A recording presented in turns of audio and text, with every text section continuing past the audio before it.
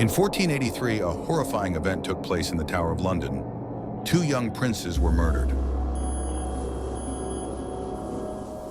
The story of the two princes in the Tower of London, King Edward I of England, and his younger brother Prince Richard of Shrewsbury, Duke of York, is not merely a royal tragedy, but also a lesson in how history, power, and science converge to define truth. Edward V was born in 1470, the eldest son of King Edward IV and Queen Elizabeth Woodville. His younger brother, Richard, Duke of York, was born in 1473. They grew up in a kingdom divided by the Wars of the Roses, the bitter conflict between the York and Lancaster branches for the English crown. When King Edward IV suddenly died in April 1483, 12-year-old Prince Edward was recognized as the legitimate king. However, due to his youth, the regency was entrusted to his uncle Richard, Duke of Gloucester. At first, Richard was regarded as a loyal protector, but within a few months everything changed. He claimed that the marriage between Edward IV and Elizabeth Woodville was invalid, thereby rendering the two princes illegitimate and stripping them of their right to the throne. In June of the same year, he proclaimed himself king as Richard III. From that point on, the two princes were confined to the Tower of London, initially said to be for their protection, but gradually their public appearances grew fewer until they vanished completely from sight. The Tower of London, both a symbol of royal authority and a prison for political enemies, became the fateful place of confinement for the two children of royal blood. No one knows exactly what happened within those cold stone walls. Some servants claimed they had once seen the two princes playing on the tower's terrace, but they were never seen again afterward.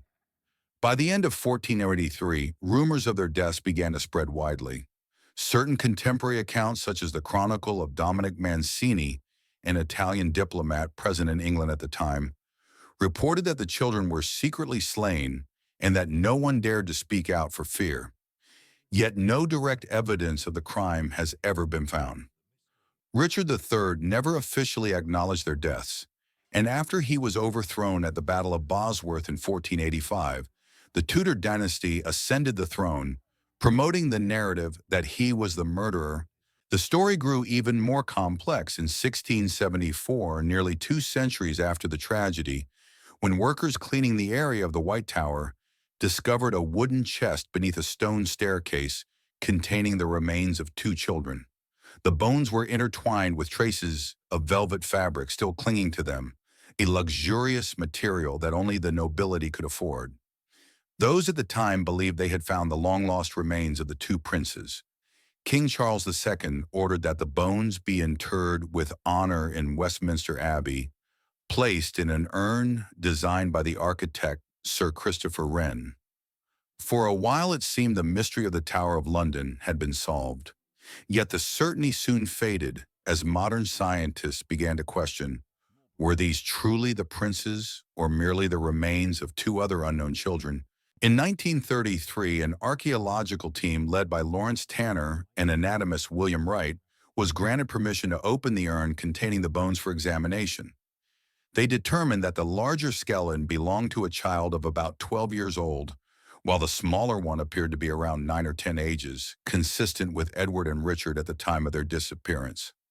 However, the sex of the skeletons could not be determined with certainty, and many parts were missing or severely damaged. No clear signs of injury were found on the bones, leaving the cause of death a mystery. Some of the younger child's teeth were still intact, while the older one had lost all of theirs, a condition that made accurate age estimation or DNA sampling virtually impossible at the time. The 1933 report concluded with cautious ambiguity.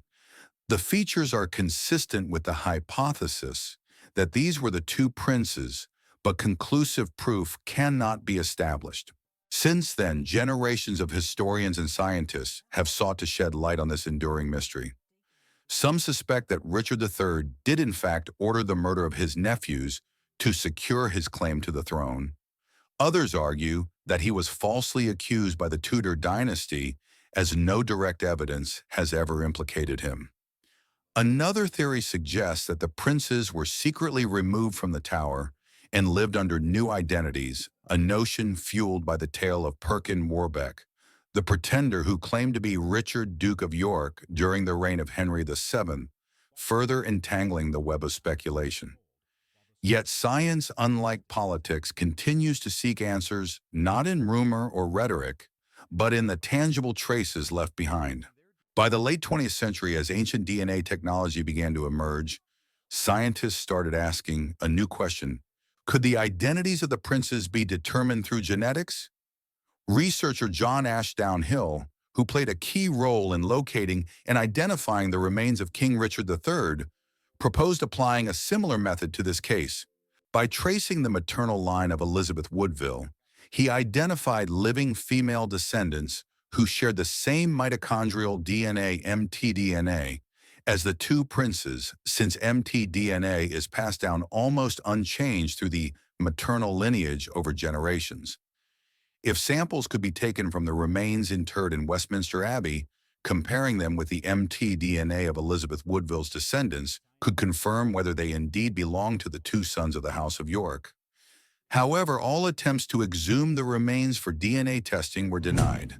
The Church of England and the British royal family maintained that opening the princes' tombs, even for scientific purposes, would be ethically inappropriate.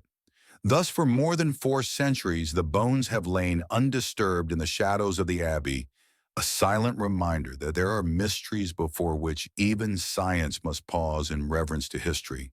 Yet this has not stopped researchers from continuing the search for new clues. In 2023, historian Tim Thornton of the University of Huddersfield discovered in the National Archives a will belonging to Lady Margaret Capel, which mentioned that she possessed the chain of the young King Edward V. What makes this remarkable is that Lady Margaret was the sister-in-law of Sir James Tyrrell, the man accused of carrying out the murders in Thomas More's account. If a personal item of the young king ended up in the hands of Tyrrell's family, it could serve as compelling evidence that Tyrrell or those around him were indeed connected to the crime. However, even these new discoveries cannot dispel the inherent ambiguity surrounding the case. Tudor-era history was deeply politicized in order to consolidate its power. The new dynasty had every incentive to construct the image of Richard III as a ruthless murderer, whereas he may in reality have been merely a pragmatic ruler in an age of turmoil. Establishing the truth requires irrefutable physical evidence, something that as of now remains beyond our reach. If in the future the remains in Westminster were permitted to undergo testing with modern ancient DNA technology, the process would be highly complex. Scientists would need to extract samples from the most intact parts of the skeletons, typically teeth or femur bones, and conduct the analyses in clean laboratories to avoid contamination from modern human DNA. They would then extract mitochondrial DNA, mtDNA, and Y chromosomal DNA to determine sex-familial relationships and to compare with known Plantagenet lineages. Such analysis would not only verify identity, but could also reveal details about health, diet, and even geographic origins through isotopic studies. However, given the centuries of burial, the damp environment, and the repeated movement of the remains, the likelihood of retrieving intact DNA is extremely low. Even if viable DNA were obtained, finding appropriate comparative samples would remain a major challenge, as the Plantagenet bloodline has intermixed over hundreds of years. Even so, geneticists remain optimistic that one day, if circumstances allow, this mystery could finally be unraveled. They point to the case of King Richard III, whose remains were discovered in 2012 beneath a parking lot in Leicester and identified through mitochondrial DNA that matched a living female descendant of the Plantagenet line. If such a miracle could happen once, perhaps it might happen again. The mystery of the two princes in the tower thus remains suspended between history and science. Archaeologically, there are many reasons to believe that the remains discovered in 1674 could indeed belong to them. The burial site matches historical accounts. The estimated ages correspond. Traces of fine velvet fabric suggest noble status, and there are no signs of a public execution consistent with a secret murder. Yet scientifically, everything remains unverified speculation. To this day, no carbon dating or DNA analysis has ever been conducted, and there are no official plans to authorize an exhumation. This raises a deeper question: should the past be disturbed in pursuit of truth, or should history be allowed to rest? Many historians, such as Tracy Borman, argue that the remains should be left undisturbed, as exhumation could provoke controversy and set a troubling precedent for unearthing other royal figures. Others, however, contend that truth itself is the highest form of respect, not only for the two princes, but for history as a whole. In the end, the case of the Tower of London stands as a testament to how science and history work together in the pursuit of truth. Each discipline, archaeology, documentary, research, and genetics, carries its own limitations. Bones may reveal age, diet, and even genetic lineage, but they cannot tell us who killed the princes, why, or how. Historical records may preserve accounts, yet they are often laden with bias and political intent. Thus, truth is not a final destination, but an unending journey of discovery. Today, as ancient DNA technology grows ever more sophisticated, the ability to recover information from even the smallest fragments of bone has become only a matter of time. Should the tests one day be conducted, and if the mitochondrial sequences match those of Elizabeth Woodville's descendants, humanity might finally close one of the most tragic chapters in the history of the English monarchy, the story of two princes locked in a tower. But until that moment arrives, the two princes in the tower remain suspended between truth and legend, children buried in silence, yet still compelling the world to listen to the faint echo of their story in every strand of DNA that is yet to be awakened.